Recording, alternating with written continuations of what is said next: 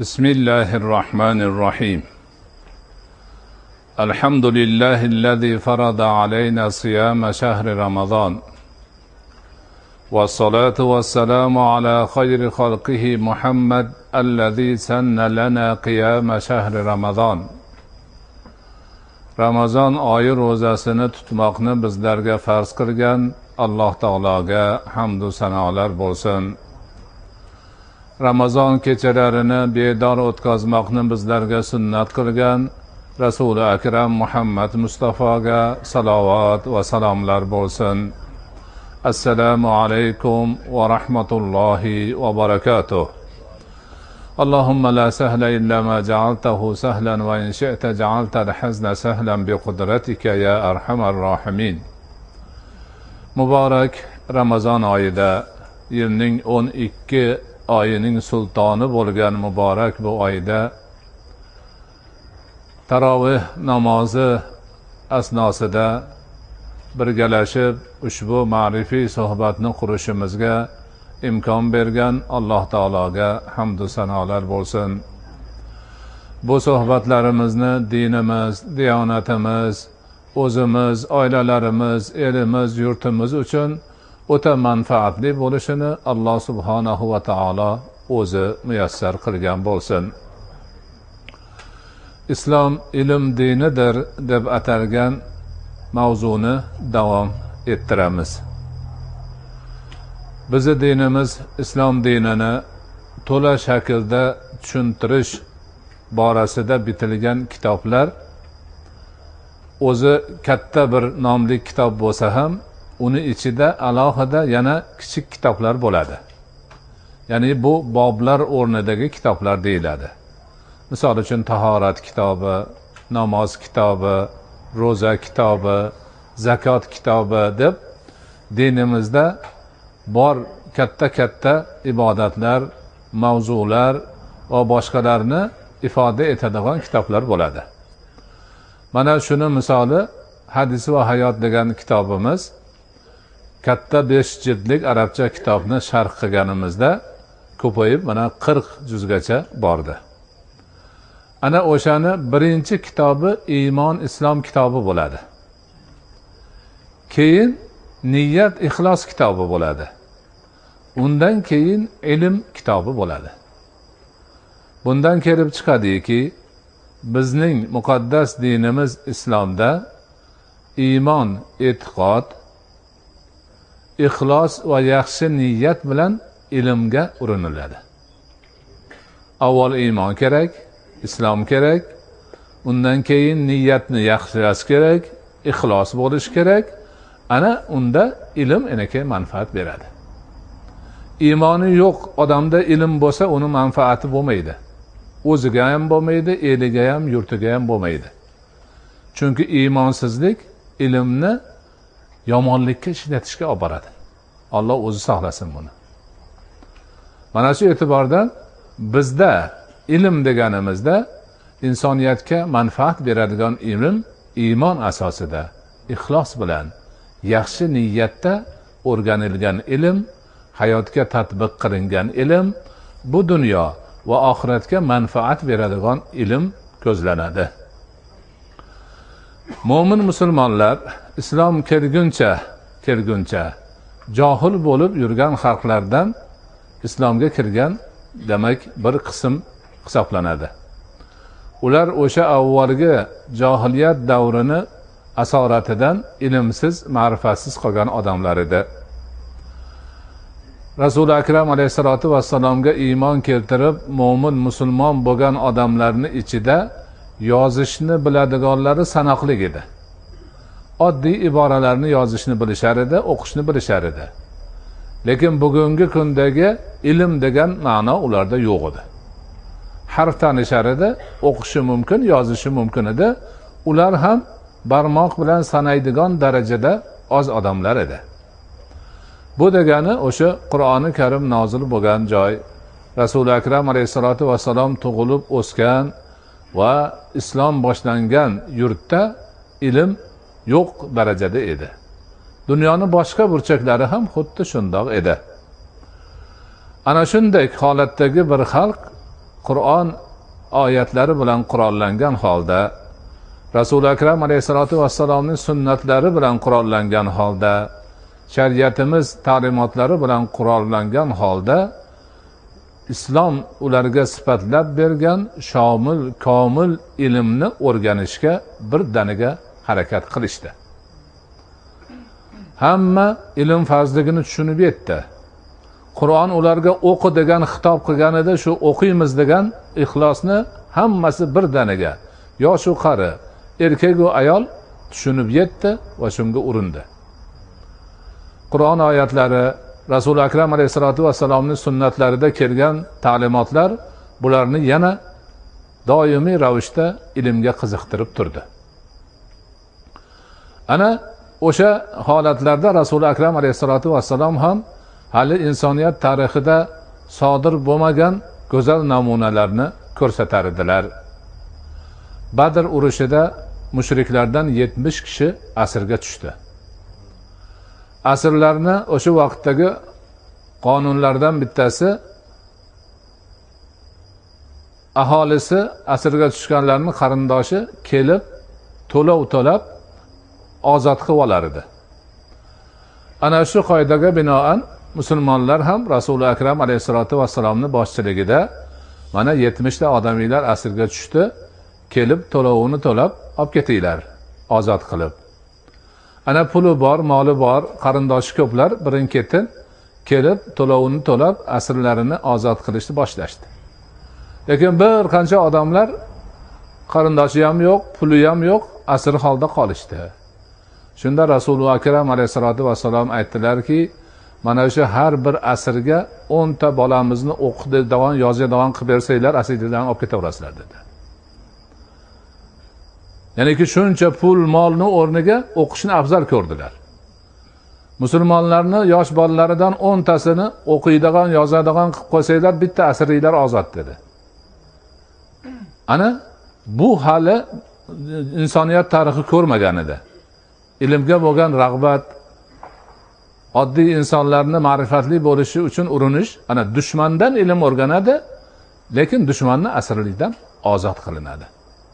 Mana shunga o'xshagan ilm, ma'rifat uchun bo'lgan yo'nalishlar kishilarning rag'batini qo'zidi.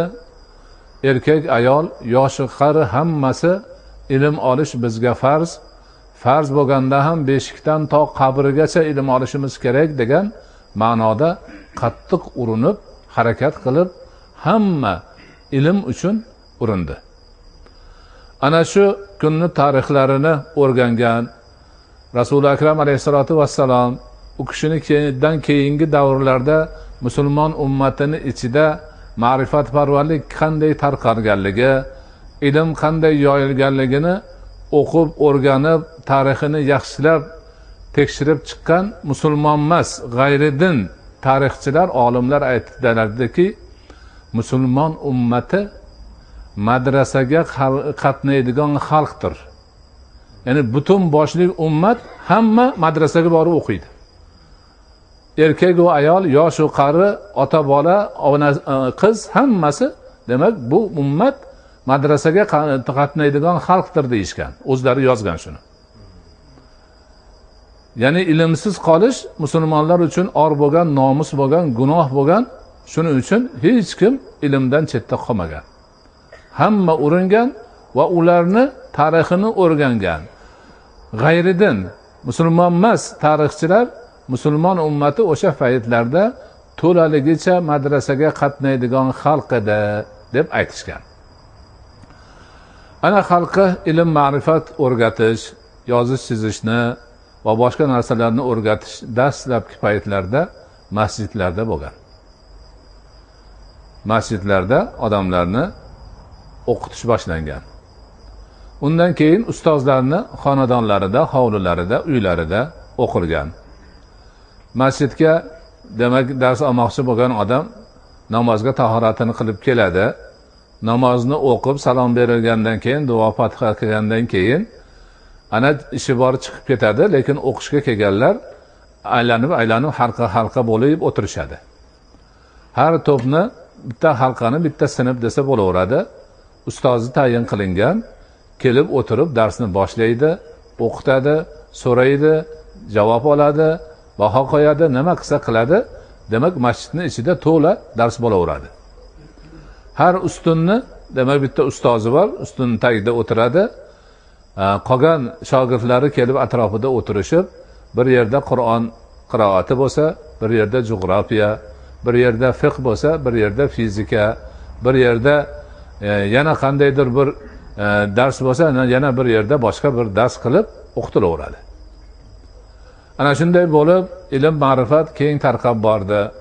Ustozlarning hovlilarida bo'lgan o'qishlari ham o'sha ustozning mutaxassisligi bo'yicha turli fanlardan, turli kitoblardan o'qitildi.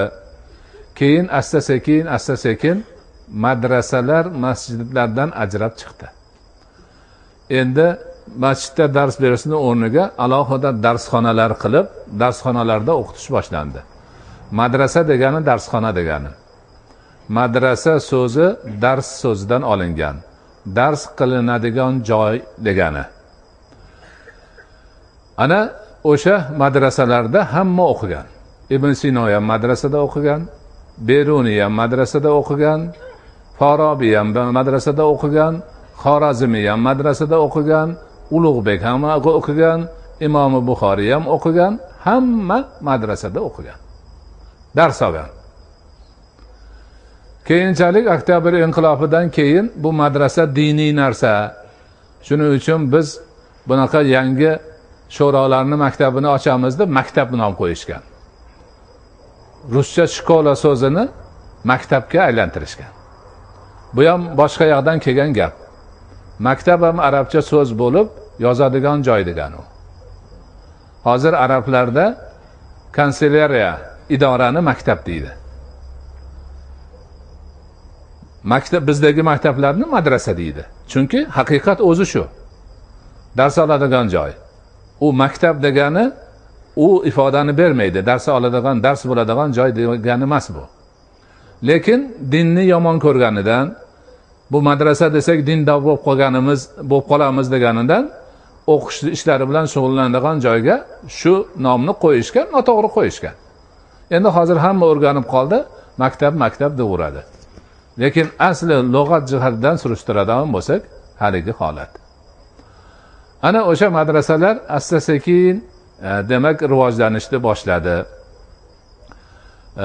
Keyinroq puldorlar, imkoni borlar o'sha madrasa qurib, bolalarini o'qitib, kambag'allarni bolalari biroz chetda qolganligini ko'rganlaridan keyin kattalar, puldorlar, xalifalar kambag'allarni bolalariga alohida madrasalar qurib, ularga e'tibor berish savobidan umidvor bo'lishga o'tishdi. 965-milodiy yilda deydi yevropalik tarixchilar, Qurtuba shahrida, Qurtuba hozirgi Ispaniyaning Cordova degan shahri. Bu yerlar musulmonobod bo'lgan avval. O'sha yerda 8 ta kambag'allarning bolalariga atalgan madrasa bor edi. O'sha yili 965-yili Qurtubaning hokimi Hakam II yana 14 ta yangi madrasa qilib, kambag'allarning bolalariga arg'umon etdi, sovg'a qildi deydilar. Ana madrasalar ko'payib, o'quv istagida bo'lganlarni hammasini o'z quchog'iga oladigan holiga keldi. Madrasani hokimlar, hukumatlar, boy badavlat odamlar qilishdi va vaqflar ham qilishdi. Vaqflar madrasalarga atab qo'yiladigan bo'ldi. Madrasada o'qigan bolalarga kiyim-kechak berish, oziq-ovqat berish, yotar joyi berish kabi ishlar chiroyli ravishda yo'lga qo'yildi. Hammasida haligi gap. Kattalar, kichiklar, vaqflar kim bo'lsa shu ilmga xizmat qilib savob umidida bo'lganlar yordamini berishar edi. Yordamini berishar edi, madrasalar rivojlanar edi, ilm ma'rifat rivojlanar edi, ana vaqflardan ularga sarf qilinar edi, odamlar o'zlari xayr ehson qilar edi, kattalar o'zlari butun boshlik muassasalarni qurib, keyingi ta'minotlarni ham o'zlariga olar edi. Shu bilan el yurtda butun musulmon olamida ma'rifat tarqalar edi. ilm tarqalar edi. Shu tarzda Qur'on ummati bo'lgan musulmon ummati yer yuzini ilmga ko'mib yubordi. Hamma yoqqa ma'rifat tarqatdi, ilm tarqatdi. Ana shu paytdagi ilm ma'rifatlarni misoli tariqasida tarixchilarimiz, ulamolarimiz Ibn Sinoni o'qish tarixini keltirishadi. Ibn Sino butun dunyoga mashhur odam. Shu odam qanaqa qilib o'qigan? Buxoroda tug'ilgan, Buxoroda o'sgan, Buxoroda o'qigan, Buxoroda olim bo'lgan, Buxoroning odami bo'lib tanilgan. Ana bizning yurtimiz Ibn Sinoni davrida qanaqa ekan o'qish? Nima deydi ular? Aytadilarki, Ibn Sino 10 yoshgacha madrasada o'qidi. 10 yoshgacha. Ana o'sha 10 yoshgacha madrasada o'qib, Qur'oni Karimni to'liq yod oldi. Va boshqa o'sha paytdagi madrasalarda qo'yilgan darslarni yaxshi o'zlashtirib, kitoblarini o'qib yod oldi. Demak, fiqhni o'rgangan, tafsirni o'rgangan, hadisni o'rgangan, hammasini o'rgangan. Qur'oni Karimni to'liq yod olgan. Shuning uchun hozir mana Toshkentdagi Beruniy nomidagi qo'lyozmalar institutida Ibn Sino rahmatullohi alayhni Qur'oni Karimni kichkina suralariga yozgan tafsirlari bor. Ixlos surasiga, Falaq surasiga, Nas surasiga, yana boshqa bir qancha suralarga yozgan tafsirlarini qo'lyozmasi hozirgacha turibdi. Buni o'sha demak Beruniy nomidagi qo'lyozmalar institutining katalogi bor, o'zlarida bor kitoblarning ro'yxatini chiqargan. Shunda ochsangiz u ko'pligidan bir pasda chiqadi. Ko'p haligi narsalar. Ana u demak yaxshi o'quvchi bo'lganligi uchun otasi Alloh rahmat qilsin, o'g'liga alohida o'qituvchi yollab olishga harakat qildi. Birinchi deydi qonunni o'rgandi. Undan keyin hisob ilmini o'rgandi. Hisob ilmini kimdan o'rgandi? Bir ko'mirfurushdan o'rgandi deydi. Qaraylar, o'sha vaqtida Buxoroning ko'mirfurushi Ibn Sinoga ustoz bo'ladigan odam ekan. Demak, tirikchiligini ko'mir sotib o'tkazadi, o'zi olim odam. Yuqori saviyadagi o'tkin zehnlik talabalarga alohida dars beradi. Hisobdan dars beradi. Ibn Sino hisob ilmini o'sha odamdan o'rgandi. Undan keyin otasi shu Buxoroga kelgan boshqa bir katta ustozni yonlab, meni o'g'limni yaxshilab o'qiting deb berdi. U odam falsafaga nihoyatda usta odam ekan. Ibn Sinoga falsafani o'rgatdi. Ibn Sino bir pasda falsafani ustozidan o'rganib, undan ham o'tib ketdi deydi. Yosh bola hali. Sekin-sekin mantiqni o'rgandi. Undan keyin yana boshqa ilmlarni o'rganishga boshladi deydi. Haligi ustozi safar qilib ketib qoluvdi. Iso ibn Yahya degan bir ustozni topib, otasi o'sha odamga berib, bolamni o'qiting deganida, Iso ibn Yahya u kishiga, ya'ni Ibn Sinoga tabiiy ilmlarni va tib ilmini o'qitdi deydi. Ana, tibdan Ibn Sinoning ustozi kim? Iso ibn Yahya. O'qib, Ibn Sino o'zi aytadi, tibni qiyin deyisharida, o'qisam osongina narsa ekan, bir pasda o'rganib oldim deydi. Ustozi o'rgatgan kitoblarni o'zi zehni o'tkir, o'qib bir pasda o'rganib oldim deydi. Jo'g'rofiya ustozi kelib dars berib turib, menga hojating yo'q ekan, o'zing kitoblaringni o'qib olaver, tushunmagan joyingni aytib beraman dedi. Ko'ryapsizmi? Hamma ilmni o'rganyapti. Qur'onni yodlab olgan. Shariat ilmlarini madrasada o'rganib olgan. Birovdan falsafa o'rganyapti, birovdan hisob o'rganyapti, birovdan mantiq o'rganyapti, birovdan tib o'rganyapti, birovdan tabiiy ilmlarni o'rganyapti.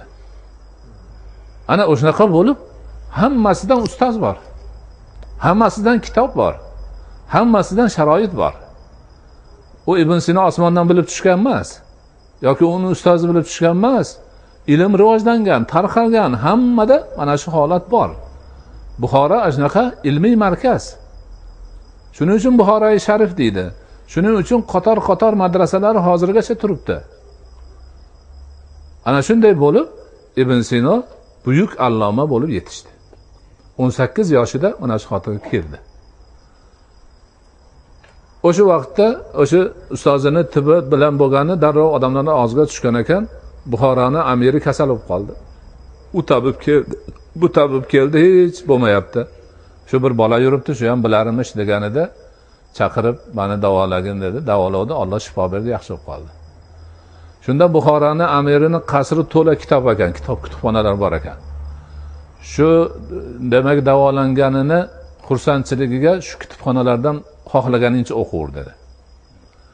Ibn Sino o'zi aytadi, men o'qib juda maza qildim. Bu kutubxonalarda hali odamlar nomini eshitmagan kitoblar bor ekan deydi. Qarang. Buxoroning amirini shaxsiy kutubxonasida odamlar nomini eshitmagan kitoblar bor ekan. Ana o'shunday qilib sekin-sekin ma'rifat tarqalib butun islom olamida ilm, xayr, baraka ko'payib bordi. Haligi aytgan katta masjidlarning ba'zilari ilmga bir yo'li mutaxassislashib ketdi.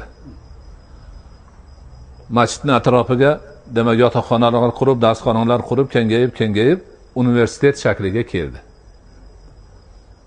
Hamma ilmdan alohida yo'nalish bor, alohida ustoz bor, alohida idora bor.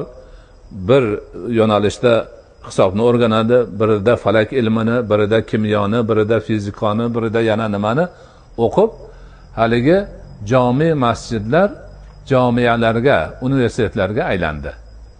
Ana o'sha universitetlarning eng mashhuri hozirgi Qohiradagi Jamiul Azhar. Azhar o'zi masjid. Jami degani masjid degani. Jamiul Azhar demak Azhar masjidi universitetga aylangan. Xuddi shuningdek Mag'ribda, Fasda Qaroviyinlarni jamisi bor, universiteti bor. Tunisda Zaytuna degan jamiya bor. Bular ham shu universitet shakliga kirgan. Mana shu universitetlarimizni tuzilganiga, universitet shaklini olganiga 1000 yil to'lganligi bayramlari bo'ldi. Al-Azhar Sharifni ham undan 20 yilcha oldin. 20 yilcha oldin Azharni 1000 yil bo'lganiga to'y bo'ldi, xursandchilik bo'ldi, nishonlandi. Endi dunyoning boshqasi hammasi to'planib turib, birorta o'quv yurtini 1000 yilligini to'y qilamiz desa, yana 800 yil kutishadi. 800 yil o'tgandan keyin Yevropada birorta universitetni keyin 1000 yillik to'yini qilishadi. Ana musulmon olamida ilmga bo'lgan ahamiyat, ma'rifatga bo'lgan ahamiyat, turli ilmlardagi kashfiyotlar va boshqa narsalarni holati ana shunday. Buni hammamiz biz bilishimiz kerak. Anglab yetishimiz kerak. Va mana shu shonli tarixni takrorlashimiz kerak. Bugungi kungi yoshlarimizdan o'sha tib bo'yicha, fizika bo'yicha, falakiyot ilmi bo'yicha va boshqa ilmlar bo'yicha o'sha o'tgan bobolarimizga o'xshagan ulug' musulmonlar yetib chiqishi kerak. Diniy ma'noda ham, alhamdulillah diniy ma'noda Qur'on qiroati qorilar ma'nosida saviyamiz yaxshi bo'lib qoldi. Mana hozir mana shu O'zbekistonimizda 800 joyda xatm bo'lyapti. 774 tasi aniq, qolganini hisoblay olmadik. Idora shuni e'lon qildi. 774 ta deb, lekin boshqa bor, undan ro'yxatdan tashqari bor, ko'p. Uni bilmaymiz. Ana shunga hammasiga o'zimizni qorilar. Yana bitta qori emas, yonida sherigi bor. Yana bir qancha qorilarimiz xatm qilmay somiy bo'lishi yuribdi.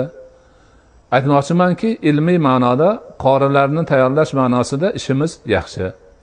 Endi shu diniy ma'noda tafsirchilar, muhaddislar, faqihlar, yana boshqa nimalar ham bo'lishlari kerak. Bu ham sekin-sekin yo'lga qo'yilib borilyapti, yaxshilanib kelyapti.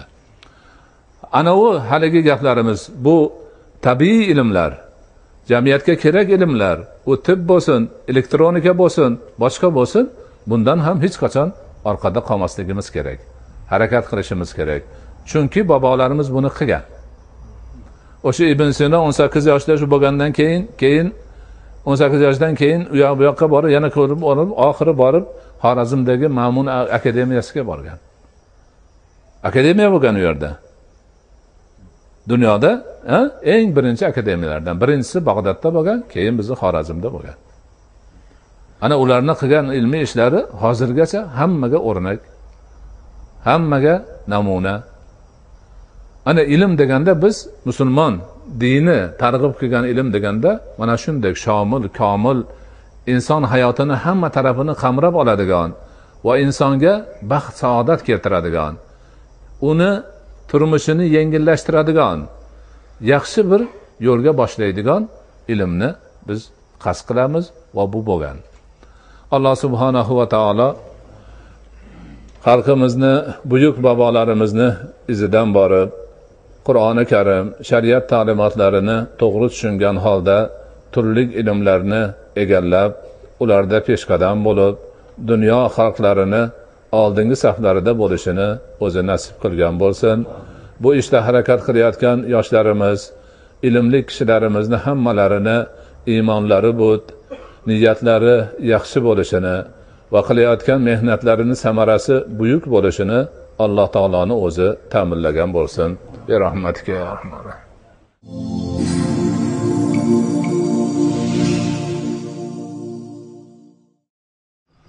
Amin. Ya Allah, ya Rabbal alamin. Biz ojiz bandalaring ulug' Ramazon oyining muborak kechalaridan birida o'zingni uylaringdan bir uy bo'lmish Salmon Farsi radhiyallohu anhu nomidagi masjidda taroveh namozida o'zingni kalomi azimushsha'ning Qur'oni Karimni xatm qilganimizdan so'ng, Qur'on xatmidan keyin rahmating, barakotlaring nozil bo'lishidan umidvor bo'lgan holimizda, duolarimiz qabul bo'lishidan umidvor bo'lgan holimizda o'zing amr qilganingdek duo qilmoqdamiz. Sani o'zing bu duolarimizni o'zing va'da qilganingdek qabul aylagin. Alloh ushbu xatmi Qur'on savobidan, ana mehmon qori bo'larimiz alohida yana xatm qilib kelgan ekanlar, u xatm savobidan o'tgan barcha mo'min va mo'minotlarni bahramand aylagin. Xususan bizni diyorimizdan o'tgan mo'mina bandalaringni, mana shu dahadan o'tganlarini, ushbu masjidni qurib o'tganlar, unda ibodat qilib o'tganlarni, masjidni ibodatida qoyim bo'lib turganlardan o'tgani, ushbu jamoatda o'zingga ojizona qo'lini uzatib duo qilib turgan bandalaringdan o'tganlarini hammalarini, xususan diyorimizdan o'tgan Qur'on xodimlari, qori buvalarimiz, ularning ustozlari, murattab qorilarimiz hammalarini o'zing bahramand aylagin. Ularni yotgan joylarini jannatdan qilgin, qabrlarini munavvar aylagin. O'zlarining iymonlari, ibodatlari, amali solihlarini qabul aylab, ularga hamroh qilib, bizni ularni yo'qlab qilayotgan duolarimizni qabul aylagin va oxiratdagi maqomlarini yuksalishiga sababchi qilgin. Alloh Qur'oni Karimni bu dunyoda barchamizga hidoyatchi qilgin. Qur'on hidoyati bilan hidoyatlanib, ilm ma'rifatli bo'lib, o'zingni suygan bandalaringdan bo'lishimizni nasib etgin. Qur'oni Karimni oxiratda barchamizga shafoatchi qilgin. O'zingni huzuringda shafoatchilik qilib, bizlarni qo'limizdan tutib jannatga yetaklab kirishini nasib etgin. Alloh 12 oyning sultoni bo'lmish muborak Ramazon oyining kunduzlarida tutayotgan ro'zalarimizni dargohingda qabul aylagin. Bu ro'zalarning ajrini, savobini ko'paytirib bergin. Gunohlarimizni yuvilishiga sababchi qilgin. Ramazon ro'zasini tutganimizdan Parvardigoro ushbu ro'zani qiyomat kunida bizga shafoatchilik qilib, qo'limizdan tutib Rayyon nomli eshikdan jannatga yetaklab kirishini o'zing nasib etgin. Alloh o'zingdan yolborib so'raymiz, barcha mo'min musulmonlarni, xususan ushbu joyda o'zingga iltijo qilib, duo qilib qo'l ko'tarib turgan bandalaringni, ahli ayollari, bola chaqalari, qavmi qarindosh, yori do'st birodarlari bilan barchalarini sog' salomat, tinch omon qilgin. turli balo ofatlardan, xavfi xatarlardan o'zing asragin. Umrlariga, rizqlariga, kasblariga baraka bergin. Xonadonlarida qut baraka, fayzi futuh, iymon, e'tiqod, taqvo, ibodat bardavom bo'lishini nasib etgin. Alloh, bu bandalaring o'zingga iltijo qilib so'raydigan narsalari bor, so'raydiganlaridan afzalini bergin. Tilamoqchi bo'lgan narsalari bor, tilaklaridan go'zalini bergin. Qilmoqchi bo'lgan duolari bor, duolaridan a'losini qabul aylagin. Parvardigoro, bemorlarimizni barchalariga shifoyi komil bergin. Mushkuli borlarning mushkulini oson qilgin. Musofiri borlarning musofirini hozir aylagin. Hojatmandlarning hojatini ravo aylagin. Parvardigoro, farzand taraflariga qo'sha farzandlarni bergin. Ilm taraflariga ilm ladun, ilm robboniy bergin. Olim, ma'rifatli bo'lib, elimiz, yurtimiz, xalqimiz, dinimiz, diyonatimizga xizmat qilishlarini nasib etgin. Kasbkordagi azizlarni barchalarini kasblariga, korlariga baraka bergin. Dasturxonlarini to'kin sochin qilgin, turmushlarini farovon aylagin. O'zlarini bergan ne'matlaringga shukrni o'rniga keltirib, ibodatingda sobit qadam bo'lishlarini, siroti mustaqimda barqaror bo'lishlarini nasib etgin. Alloh, xalqimizga ushbu muborak oyda xatmi Qur'onni uyushtirib tashkil qilgan imom domlamiz, u kishining noiblari, mutavalilari, masjid hay'ati a'zolari, xatmi Qur'onga xizmat qilgan barcha azizlarimizni hammalarini diningga, Qur'oningga, masjidingga qilayotgan xizmatlarini, ajrini, savobini ko'paytirib bergin. Barcha istaklariga o'zing erishtirgin. Xalqimizga doim shunday ulug' xizmatlarni qilib, xalqimizni duosini olib, o'zingning roziligingni topib borishlarida o'zing yordamchi bo'lgin. Bu azizlarimizni doimo hifzi himoyangda asragin, niyatlaridan afzalini bergin.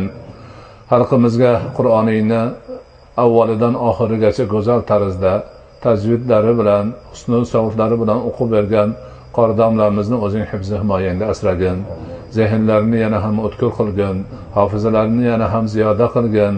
Parvardigoro, uzoq muddatda xalqimiz, elimiz, yurtimizda mo'min musulmonlar ichida Qur'oni Karim nurini taratib yurishlarida o'zing yordamchi bo'lgin. Bu kishini tug'ib katta qilgan ota-onalari, o'qitib qori qilgan ustozlariga izzat tojini kiygizgin. Bu kishiga o'xshagan qorilarimizni sonlari, sifatlarini yana ham ziyoda qilgin. Qur'on xodimlari yana ko'payib borishlarini nasib etgin. Qur'onning barakotidan hammamizni manfaatdor bo'lishimizda o'zing yordamchi bo'lgin. Parvardigori olam, kelasi Ramazonlarga yana sog' salomat, tinch omon kelib, bundan ham ko'paygan holimizda, bundan ham go'zal bir sifatlarda ibodatingda qoyim bo'lishimiz, xatmi Qur'onlar qilishimiz, ro'zalarni tutib ko'plab savoblarni olishimizda o'zing yordamchi bo'lgin. Robbana atina fid dunya hasana va fil oxirati hasana va qina azaban nar. Va sallallohu ta'ala ala khayri xalqihi Muhammad va ala alihi va ashabihi ajma'in bi rahmatika ya arhamar rahim.